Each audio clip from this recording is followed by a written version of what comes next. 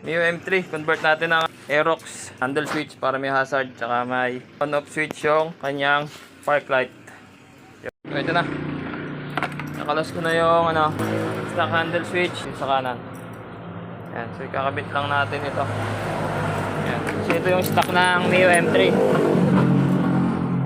Stock Mio M3, walang on-off switch kagaya ng Aerox. So ito yung gagamiting park light. Push button, socket, pares lang. Tsaka ito. Pares lang. Yan. So dito magko-convert tayo ng connector. Gagawin nating 3 pin para sa park light. Tapos yung on off, ayan o. Dito na yung off, may off na, hindi na nakarekta yung headlight, may off na siya. Ito na, kabit na o. 4 na yung connector dito. Yung 2 pin nilipat ko, ginawa ko single papunta sa underglow.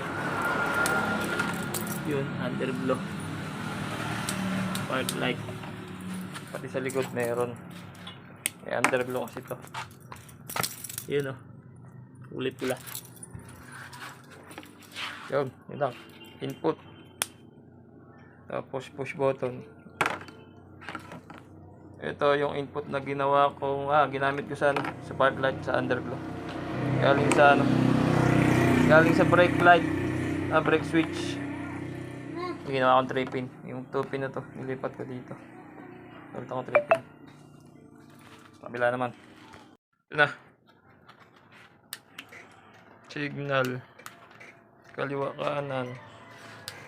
Ayaw mag-hazard. Papalitan ng flasher relay. Electronic type ang papalit natin.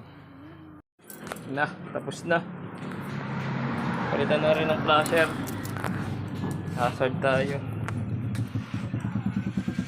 Signal, kanan, diwa. May hazard na. Hindi ko na pinakita yung pagkakabit nito. Panoorin nyo na lang, follow nyo na lang.